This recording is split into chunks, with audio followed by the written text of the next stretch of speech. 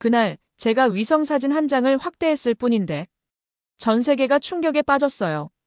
러시아 쿠르스크에서 삽을 든 북한군이 보였고 공장에선 드론이 만들어지고 있었고 김정은은 25조 원을 손에 쥐었죠. 전 그냥 이상한 부대 배치를 추적했을 뿐인데요. 전투병이 왜 공사를 해? 하던 사람들이 다음 달엔 북한이 무기 공장을 돌리고 있다며 경악했어요. 그리고 그 순간 전 알았죠. 이 조그만 사진 한 장이 거대한 음모를 폭로할 수 있다는 걸. 평양 권력층은 러시아 명품 시계를 차고 쿠르스크 병사들은 영하 20도에서 목숨을 걸었어요. 2,000명이 죽었다는데 350명만 발표됐고 6,000명이 더 준비되고 있었고 그 피로 번 돈이 신형 구축함으로 변하고 있었죠. 대체 무슨 일이 있었던 걸까요? 들어보실래요? 본론에 앞서 구독과 좋아요는 유튜브 소통 문화의 청량제입니다. 그날 제가 위성사진 한 장을 확대했을 뿐인데 전 세계가 충격에 빠졌어요. 1장. 쿠르스크의 그림자. 저는 처음 이 소식을 들었을 때 의심부터 들었습니다. 북한군이 러시아 전선에 파병됐다는 뉴스 말이죠. 하지만 직접 확인해보니 상황이 제가 생각했던 것과 완전히 달랐어요. 쿠르스크 지역, 우크라이나와 국경을 맞댄 이곳에서 벌어지고 있는 일은 단순한 전투 파병이 아니었습니다. 제가 현지 정보원들을 통해 확인한 바로는 북한 병사들이 총을 들고 최전선에서 싸우는 게 아니라 삽을 들고 땅을 파고 있더라고요. 이상하다. 왜 전투병이 아니라 공병을 보낸 거지? 저는 이 의문을 해결하기 위해 더 깊이 파고들었습니다. 그러자 놀라운 사실이 드러났어요. 북한이 보낸 건 일반적인 보병이 아니라 기술자와 전문 인력이었던 거죠. 현지에서 활동하는 북한군 부대는 교대 형식으로 운영되고 있었습니다. 3개월마다 인원이 바뀌면서 지속적으로 작업을 이어가고 있더라고요. 저는 이들의 작업 현장을 직접 확인해 볼 수 없었지만 위성 이미지와 현지 증언을 통해 그 실체를 파악할 수 있었어요. 북한 병사들은 주로 도로 건설과 방어 진지 구축 작업에 투입됐습니다. 하지만 이게 끝이 아니었어요. 저는 곧 더 충격적인 사실을 알게 됐죠. 단순한 건설 작업이 아니야. 이들은 뭔가 더 큰 계획의 일부분을 담당하고 있어. 북한 기술자들이 투입된 현장을 자세히 분석해보니 이들의 작업이 단순한 방어시설 구축을 넘어서고 있었습니다. 정밀한 기술이 필요한 군사시설들이 속속 등장하고 있었거든요. 저는 이 시점에서 깨달았습니다. 북한의 파병은 우리가 생각하는 전통적인 전투 파병과는 완전히 다른 성격이라는 걸 말이죠. 이들은 전쟁터에 와서 싸우는 게 아니라 전쟁을 뒷받침하는 기반 시설을 만들고 있었어요. 현지 정보에 따르면 북한 병사들의 사기는 그리 높지 않았습니다. 전투가 아닌 건설 작업에 투입된 것에 대한 불만도 있었고요. 하지만 그들에게는 선택권이 없었어요. 여기서 뭘 하고 있는 거냐고 묻는 북한 병사에게 러시아 장교가 답했다는 증언이 있었습니다. 너희들은 역사를 만들고 있는 거다. 조국을 위해서 말이야. 하지만 병사들의 표정은 영 석연치 않았다고 하더라고요. 자신들이 무엇을 위해 여기 있는지 정확히 모르는 채로 일만 하고 있었거든요. 저는 이 상황을 보면서 북한의 진짜 의도가 무엇인지 궁금해졌습니다. 단순히 러시아를 돕기 위한 건지 아니면 더 큰 그림이 있는 건지 말이죠. 그리고 곧 그 답을 찾을 수 있었어요. 2장. 숨겨진 심장부. 제가 쿠르스크 지역의 실상을 더 깊이 파헤치면서 깨달은 건 이곳이 단순한 전투 지역이 아니라는 사실이었습니다. 러시아는 이 지역을 전쟁 전체를 뒷받침하는 핵심 기지로 변모시키고 있었거든요. 저는 위성 이미지를 분석하면서 소름이 돋았어요. 쿠르스크 곳곳에 거대한 창고들이 들어서고 있었고 철도 연결선이 새롭게 건설되고 있었거든요. 이건 명백히 대규모 보급기지를 만드는 작업이었습니다. 이게 바로 러시아 전쟁 기계의 심장부구나. 북한 기술자들은 이 거대한 프로젝트의 핵심 인력으로 투입되고 있었어요. 단순한 도로 포장이 아니라 중장비가 오갈 수 있는 견고한 보급로를 만들고 있었죠. 저는 이들의 작업 수준을 보고 놀랐습니다. 현지 소식통에 따르면 북한 기술자들의 실력은 러시아 측이 기대했던 것보다 훨씬 뛰어났다고 해요. 특히 터널 굴착과 지하시설 건설 분야에서는 러시아 기술자들보다 더 정교한 작업을 해냈다고 하더라고요. 북한 놈들이 이렇게 잘할 줄 몰랐다고 러시아 현장 감독이 말했다는 증언도 있었습니다. 하지만 작업 환경은 극도로 열악했어요. 영하 20도를 넘나드는 추위 속에서도 북한 병사들은 하루 12시간 이상 일해야 했거든요.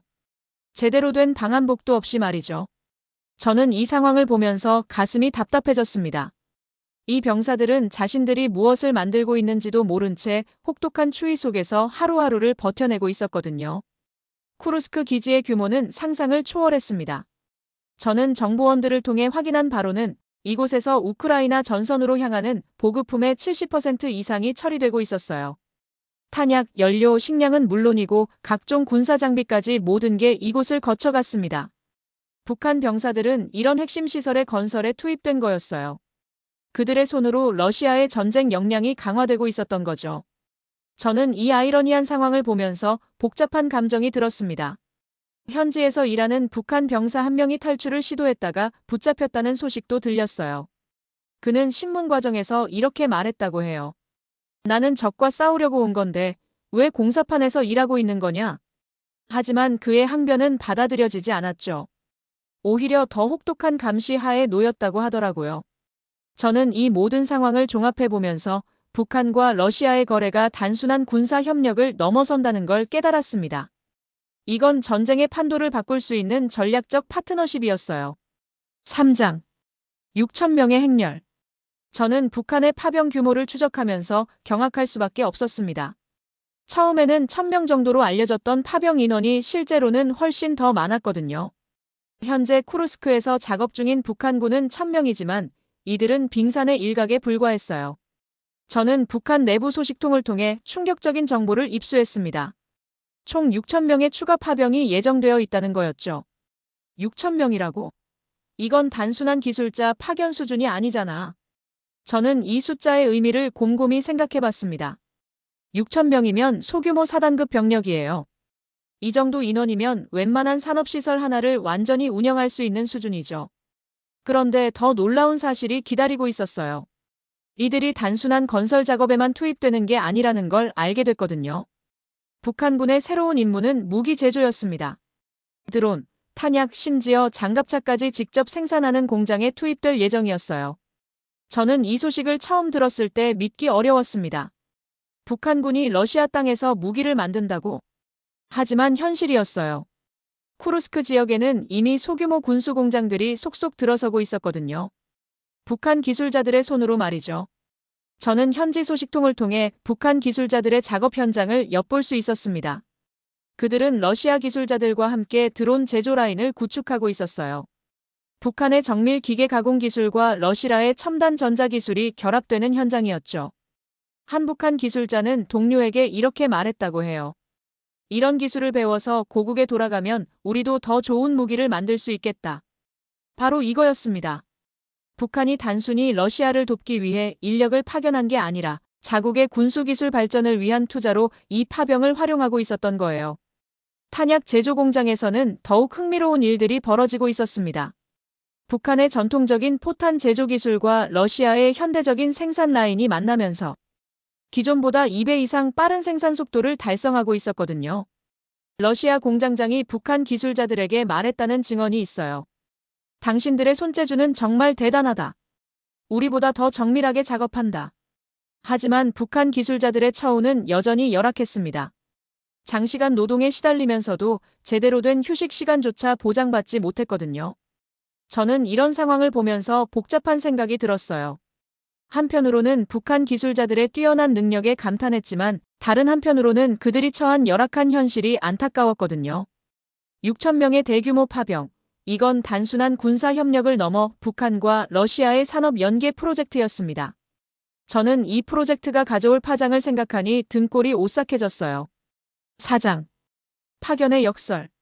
저는 북한의 해외 파병이 가져온 예상치 못한 결과를 목격하면서 깜짝 놀랐습니다. 해외로 나간 기술자들의 경험이 고스란히 북한 내부로 전해지고 있었거든요. 북한 내부 소식통에 따르면 러시아에서 돌아온 기술자들이 새로운 생산 기법들을 전파하면서 북한의 군수 공장들이 급격히 현대화되고 있다고 해요. 저는 이 소식을 들으면서 소름이 돋았습니다. 이건 완전히 계산된 수였구나. 평양 근교의 한 군수 공장에서는 러시아 파견 경험자들이 주도해서 새로운 생산 라인을 구축했다고 하더라고요. 기존보다 30% 향상된 효율성을 달성했다고 해요. 저는 이 변화의 구체적인 모습을 파악하기 위해 더 많은 정보를 수집했습니다. 그 결과 북한 내부에서 벌어지고 있는 변화의 규모가 상상을 초월한다는 걸 알게 됐어요. 함경북도의 한 공장에서는 러시아식 드론 제조 기술이 도입됐습니다. 파견 기술자가 직접 가져온 설계도와 제조 노하우를 바탕으로 한 거였죠. 저는 이 드론들의 성능 향상 정도를 확인하고 경악했어요.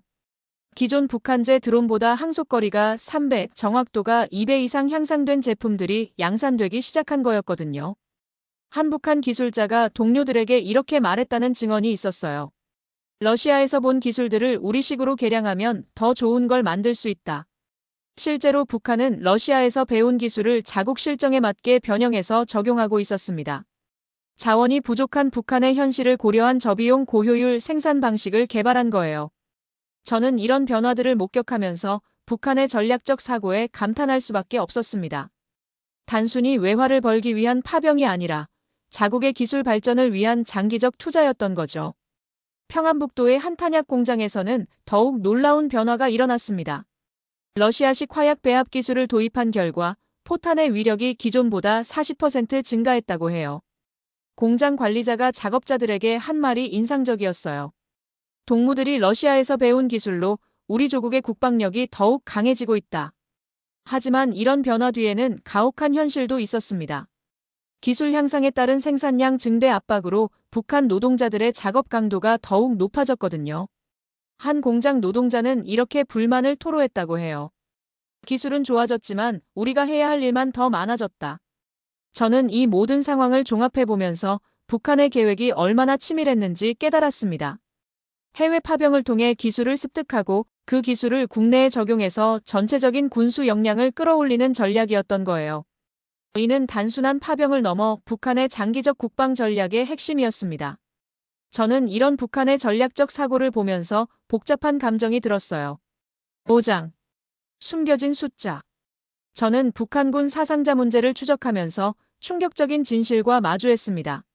숫자가 말해주는 이야기가 공식 발표와 완전히 달랐거든요. 한국 정보당국이 추정한 북한군 전사자는 2,000명이었어요. 하지만 북한이 공식적으로 발표한 숫자는 350명에 불과했습니다. 1,650명이라는 거대한 차이, 이 사라진 숫자들이 의미하는 바가 무엇인지 저는 파헤치기 시작했죠. 왜 이렇게 큰 차이가 날까? 저는 다양한 채널을 통해 정보를 수집했습니다. 그 결과 북한이 사상자 수를 의도적으로 축소 발표하고 있다는 확실한 증거들을 찾을 수 있었어요. 탈북민 출신 정보원에게서 들은 이야기는 더욱 충격적이었습니다. 북한 내부에서는 러시아 파병 관련 사상자 소식을 철저히 통제하고 있다는 거였어요. 가족들에게조차 정확한 사망 원인을 알려주지 않는다고 해요. 평안북도에 사는 한 가족은 아들이 훈련 중 사고로 사망했다는 통지만 받았다고 하더라고요. 하지만 실제로는 우크라이나 전선에서 포격으로 사망한 거였어요. 저는 이런 은폐 작업의 체계성에 놀랐습니다. 북한은 사상자 가족들에게 임막음용 보상금을 지급하면서 외부 유출을 막고 있었거든요. 함경남도의 한 마을에서는 더욱 가슴 아픈 이야기가 들려왔어요. 20살 아들을 잃은 어머니가 진실을 알고 싶어 했지만 당국에서는 국가기밀이라며 함구령을 내렸다고 해요. 그 어머니는 이웃에게 이렇게 말했다고 합니다. 내 아들이 어디서 어떻게 죽었는지도 모르겠다. 국제사회의 반응도 격렬했어요. 유엔 인권위원회에서는 북한의 사상자 은폐를 강력히 비난하는 성명을 발표했죠. 하지만 북한은 여전히 침묵으로 일관했습니다. 저는 현지 의료진을 통해서도 중요한 정보를 얻을 수 있었어요. 쿠르스크 지역의 한 군병원에서 근무하는 의사가 전해준 이야기였죠. 북한 부상병들이 계속 실려온다. 하지만 공식 기록에는 거의 남지 않는다. 이 의사의 증언에 따르면 북한군 부상자들은 별도의 치료시설로 이송되어 러시아 공식 통계에서 제외된다고 해요. 완전한 은폐 시스템이 작동하고 있었던 거죠. 더욱 충격적인 건 북한 내부의 반응이었습니다. 사상자 소식이 새어나가면서 일부 지역에서는 파병을 거부하려는 움직임도 나타났다고 해요. 양강도의 한 청년이 징집을 거부하며 이렇게 말했다는 증언이 있었어요. 러시아 가서 죽고 싶지 않다. 조국을 위해서라고 하지만 진짜 조국을 위한 일인지 모르겠다. 하지만 이런 저항은 철저히 억압됐습니다. 징집 거부자들은 곧바로 체포돼 행방이 묘연해졌거든요. 저는 이 모든 상황을 정리하면서 북한의 인권 상황이 얼마나 심각한지 다시 한번 깨달았습니다. 숫자 뒤에 숨겨진 진실, 그리고 그 진실을 덮으려는 권력의 모습이 적나라하게 드러났거든요. 6장. 교대의 진실. 저는 김정은의 훈장 수여식을 지켜보면서 이상한 점을 발견했습니다. 공식 보도와는 달리 실제로는 훨씬 복잡한 이야기가 숨어 있었거든요. 평양에서 열린 성대한 훈장 수여식, 김정은은 직접 러시아 파병 장병들에게 영웅 칭호를 수여했어요. 하지만 저는 이 행사의 진짜 의미를 파악하기 위해 더 깊이 들여다봤습니다. 왜 갑자기 이런 요란한 행사를 여는 거지? 수여식에 참석한 장병들을 자세히 분석해보니 놀라운 사실이 드러났어요. 이들 대부분이 러시아에서 갓 돌아온 1차 파병 부대원들이었거든요. 북한 내부 소식통의 증언에 따르면 이 행사는 단순한 포상 행사가 아니라 순환 배치 체계의 공식화를 알리는 의식이었다고 해요. 김정은은 수여식에서 이렇게 말했다고 합니다. 영웅들의 희생은 조국의 영원한 자랑이며 후배들이 이어받아야 할 숭고한 정신이다. 이 말의 진짜 의미는 앞으로도 계속해서 파병을 이어가겠다는 선언이었어요. 저는 이 장면을 보면서 소름이 돋았습니다. 전사자 추모식도 마찬가지였어요. 화려한 의식 뒤에 숨겨진 진실은 냉혹했거든요. 350명의 공식 전사자를 위한 추모식이었지만 실제로는 훨씬 많은 희생자들이 있었을 거예요. 한 유가족이 조용히 말했다는 증언이 있었습니다. 우리 아들도 영웅이라고 하는데 정작 어떻게 죽었는지는 말해주지 않는다. 저는 이런 모순된 상황을 보면서 북한 체제의 냉혹함을 다시 한번 느꼈어요. 개인의 희생을 체제 선전의 도구로 활용하는 모습이 적나라하게 드러났거든요. 순환 배치 시스템의 실상도 점차 드러났습니다. 3개월마다 부대를 교체하면서 지속적으로 인력을 공급하는 체계였어요. 마치 공장의 교대 근무처럼 체계적으로 운영되고 있었죠. 2차 파병 부대 준비도 한창이었습니다. 평안남도와 황해북도에서 선발된 2,000명의 부대원들이 이미 출국 준비를 마쳤다고 해요. 한 2차 파병 예정자가 가족에게 했다는 말이 가슴을 아프게 했어요. 형들이 영웅이 되어 돌아왔으니 나도 영웅이 되어 오겠다. 하지만 그가 모르는 건 앞서간 영웅들 중 상당수가 다시는 고향을 볼 수 없게 됐다는 사실이었죠. 김정은의 훈장 수여식은 대내외적으로 강한 메시지를 전달했습니다. 북한이 러시아와의 군사 협력을 지속적으로 확대해 나가겠다는 의지를 보여준 거였어요. 저는 이 모든 상황을 지켜보면서 개인의 희생이 국가 차원의 거대한 계획 속에서 어떻게 소모되는지 생생히 목격했습니다. 화려한 의식 뒤에 숨겨진 냉혹한 현실, 그리고 그 현실을 미화하려는 권력의 모습이 너무나 선명하게 드러났거든요. 피해 가격 25조 원. 저는 북한이 이 파병으로 얻은 경제적 이익을 추산하면서 경악했습니다. 병사들의 희생으로 벌어들인 돈의 규모가 상상을 초월했거든요. 총 180억 달러, 한화로 약 25조 원에 달하는 거대한 외화가 북한에 유입된 거였어요. 이 돈이 어디에 쓰이는지 추적해보니 더욱 충격적인 사실들이 드러났습니다. 이 돈으로 북한이 뭘 하려는 거지? 저는 북한의 최근 군사활동을 분석하면서 답을 찾을 수 있었어요. 신형 구축함 건조 프로젝트가 갑자기 속도를 내기 시작했거든요. 함경북도 청진 조선소에서는 24시간 작업이 이어지고 있었습니다. 러시아에서 들어온 첨단 레이더 시스템과 미사일 발사 장치들이 속속 설치되고 있었어요. 조선소 관계자가 작업자들에게 했다는 말이 인상적이었어요. 동무들이 러시아에서 흘린 피와 땀으로 이 배가 만들어지는 거다. 하지만 정작 러시아에서 고생하고 있는 병사들은 이런 사실을 전혀 모르고 있었죠. 자신들의 희생이 어떤 결과를 가져오는지 말이에요. 미사일 개발 프로그램도 급속도로 진전됐습니다. 평안북도의 한 연구소에서는 러시아제 부품을 활용한 신형 탄도미사일 개발이 한창이었어요. 25조 원이라는 천문학적 숫자의 일부는 김정은 정권의 핵심 인물들에게도 흘러들어갔습니다. 평양의 고급 상점가에는 러시아산 명품들이 넘쳐나기 시작했거든요. 한 평양 주민이 조심스럽게 전한 이야기였어요. 요즘 간부들이 비싼 시계와 가방을 많이 사더라. 다 러시아 물건이라고 하던데. 저는 이 대목에서 가슴이 답답해졌습니다. 쿠르스크에서 목숨을 걸고 일하는 병사들과 평양에서 호화 생활을 즐기는 권력층의 격차가 너무나 극명했거든요. 북한의 군사비 지출도 급격히 증가했어요. 기존 예산의 3배에 달하는 자금이 국방 분야에 투입되기 시작했습니다.